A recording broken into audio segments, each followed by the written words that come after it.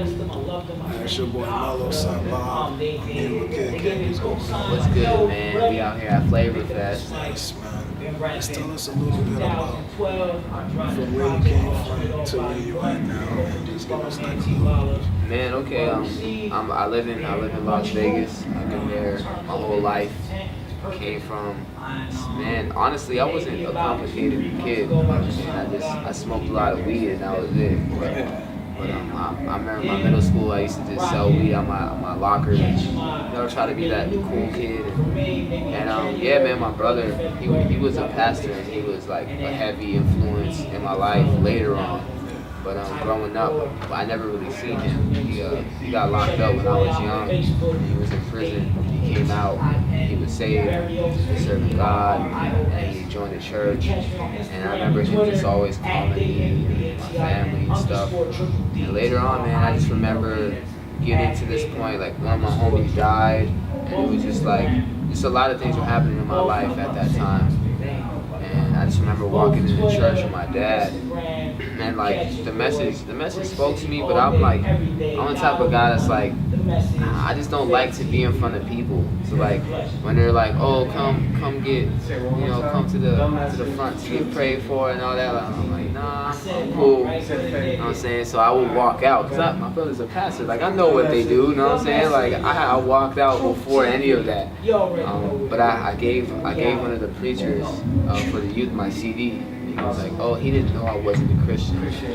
So he invited me to rap, man. And I'm not a Christian. I'm smoking weed, like, you know what I'm saying? I go to a church, right? All my homies are like, yo, you about to rap at a church? I was like, yeah, that's crazy.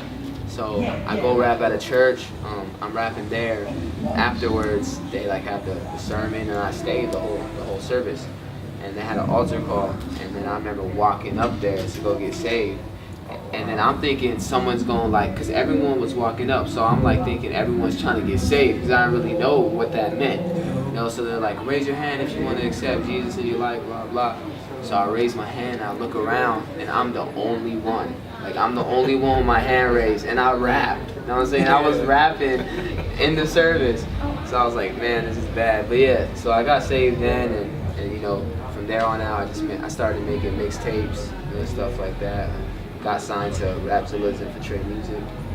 So I've been with them for like 2 years now. Dropped an album early 2012 called Murder My Flesh, which did really well. I think it was number 11 on the Billboard. And some other cool things that I've always wanted growing up.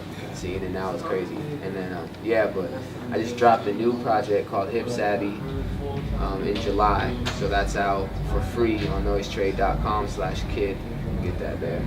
Tell us a little bit about the album. What was your motivation? The album or the EP that dropped? The EP that dropped. Man, the EP that dropped, man, that it was honestly my heart. Like, that's all it was. Like, I was at a tough place in my walk with God. I had currently left the church because of some stuff that was going on. I had family problems, insecurity problems. You know what I'm saying? And I just found myself spending a lot of time alone. And while I was alone, I was making beats, writing songs. And I was like, you know what? I'm bored. Like, I'm just gonna make a project and see where I can go. So I just started making things, having people join it. My friend Jay Gibbons was like my big brother, John Gibbs, out there in Cali. They were a big influence and part of my music and my walk with God.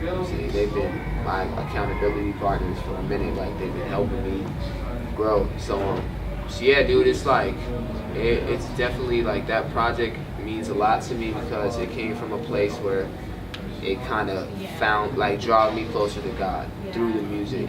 So I think it's more than, that's why people like, I always say, man, it's better than my album. Like, I hate my album, like, compared to this, because this is more personal and it means more to me artistically and just like the meaning of it. So yeah. What would you say one of your favorite joints are? Man, my favorite, man, that's crazy. I have a lot of favorite songs. I think as far as like passion and what I believe in would be Babyloner. But like more personal song will probably be Insomnia Vacation, because that was like my heart. Like I talked about, I laid all my, like everything that I'm going through at home, everything in my walk with God, like I laid it all on the song, and I didn't really care. So that's probably one of my favorite songs. But there's so many. Like I like Jumpman with Jay Gibbons too. I like the Hip Savvy Cypher. Like they're all dope. So how many collabos you have on there? I got John Gibbs. I got Jay Gibbons. I got my homegirl Kaya. She's a dope, awesome singer. I got my friend Derek Love. He's not a Christian, but he's he believes, and he's been in the hip hop, the actual hip hop scene for a minute. He's a part of a group called Fly America. So he joined me, and I think that's it. Oh, my homie Roselle. Yeah, he was formerly like a quote unquote secular rapper, and he was really known to, like he was signed to I forgot what label. He was signed to like a known label, and he gave it up and he just started serving God. So he been doing Christian hip hop, stuff like that. So just where could they reach you at your music and all the like Twitter and all that? Instagram is at Kidd KIDD_MMF. Twitter is Kidd KIDD_MMF. And the rest of my stuff, you can just go to KiddMMF.com. Oh yeah, Facebook KiddMMF. So yeah, everything's pretty much KiddMMF. Okay. Well, appreciate that. Appreciate you, man. Yeah, This Mellow Live, Sap Live with the boy Kidd. We out, man. We out. Yo, what's good? It's your boy Kidd, Hip Savvy. You rocking with Sap Live.